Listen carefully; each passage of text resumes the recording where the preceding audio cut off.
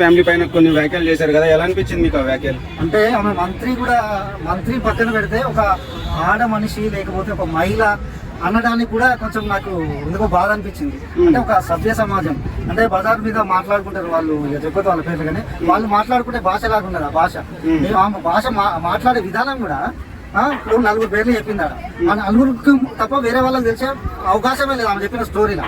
అంటే ఏమైనా మీడియేటర్ చేసిందా, ఏమైనా మధ్యవర్తిత్వం చేసిందా, ఏమైనా బ్రోకరిజం ఏమైనా చేస్తుందా అన్న సందేశం అయితే ఏర్పడింది దాన్ని చూసిన తర్వాత. అంటే వాళ్ళ నాయన అది అన్నాడు ఇది అన్నాడు లేకపోతే ఈయన మొత్తం రెడీగా ఇక్కడ నాగార్జున అని ఒక బలి పశువు లేక ఒక హింసించిన ఒక మానసికంగా ఒక మర్డర్ చేసినట్టే మానసికంగా ఆయనని బ్రూతల్ మర్డర్ చేసినంత కామెంట్ చేసింది.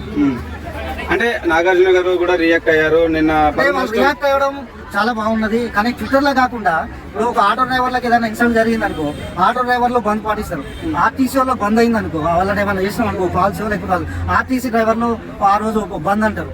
ఇట్లా ఏ సంఘమైన ప్రభుత్వ ఉద్యోగులు ఎవరైనా కించపరిచే విధంగా మాట్లాడితే వాళ్ళు ఏం చేస్తారు, ఆ రోజు పెండ్ డౌన్ అంటారు. కానీ ఈ సినిమా వాళ్ళు ట్విట్టర్లలో ఏసీలలో కూర్చొని ట్విట్లు చేసి తప్పితే కనీసం వచ్చి మా తోటి ఒక హీరో రేపు అయినని అంటారు, లేకపోతే రేపు మమ్మల్ని అంటారు, ఈరోజు కొండ సురేఖ అన్నది లేకపోతే ఇంకొకరు అంటారు, రేపు రోడ్ల మీద తిరిగేటోడు కూడా ఎట్లా పడితే అట్లా తిరుగుతారు.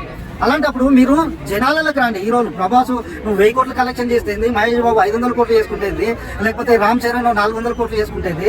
ఎన్టీఆర్ ఒక్కరోజు మీరు టైం స్పెండ్ చేసి మీ తోటి యొక్క సహనటుడికి ఇంత ఘోరమైనటువంటి అవమానం జరిగినప్పుడు మీరు ముందుండి మాట్లాడాల్సింది పోయి ఏసీలలో కూర్చొని ట్విట్లు చేసుకుంటా మీ పనులు మీరు చేసుకుంటే కాదు. యావత్ సినీ ఏదైతే తెలుగు ఇండస్ట్రీ ఉన్నదో కనీసం ఒక్కరోజైనా నిరసన తెలపండి. అంటే మీకు ఇప్పుడు ఈరోజు అక్కినేని నాగార్జున జరగవచ్చు, రేపు మెగా ఫ్యామిలీకి జరుగుతుంది, లేకపోతే ఇంకో అల్లు అర్జున్ లేకపోతే రామాయణ, ఇట్లా ప్రతి ఒక్కరు మీరు స్పందించారు బాగానే ఉంది. ఆ స్పందన కూడా రియాలిటీ ఉంటే బాగుంటుంది. మీరు ఒక రోజు టాప్ హీరోలు వచ్చి ఒక ½ an hour స్పెండ్ చేయండి. రేపు కొండ సురేఖ మంత్రి పదవి నుంచి బర్తర్ ఆఫ్ ఇమీడియట్ గా చేస్తారు. అంటే రేపు ఇంకొకటి కూడా మాట్లాడాలంటే కూడా భయపడతారు.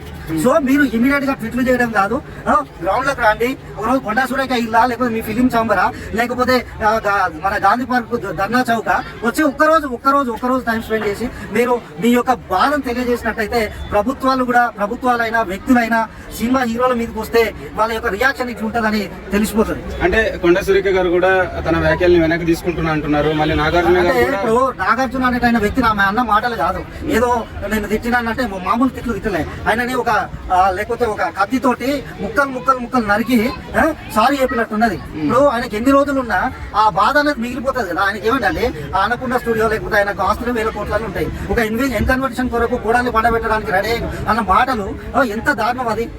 నువ్వు ఒక ఆడదాని పైన నీ బిడ్డనో లేకపోతే నీ మనవరాలో ఇంకా లేకపోతే నిన్నో అంటే ఎట్లుంటది కొండ సురేఖ గారిని. దీనిపైన మహిళా సంఘాలు అంటే వీళ్ళెందుకు స్పందించలేదంటే వాళ్ళు సినిమా వాళ్ళు కదా, సినిమా వాళ్ళు అంటే లోకు వీళ్ళు చేసేది అంతే ఏసీలలో కూర్చొని ట్విట్లు చేస్తారు కాబట్టి మహిళా సంఘాలు బయటికి రావు, ప్రజలు కూడా మాట్లాడుకోరు. నిజంగానే వీళ్ళు చేసే విధానాలు ఎట్లుంటాయి అంటే ఇలా చేయడం వల్ల నిజంగానే అయిందేమో, నిజంగానే వీళ్ళే వాళ్ళకు కల్పించే విధంగా ఉన్నది వీళ్ళ సిచ్యువేషన్ సినిమా వాళ్ళది.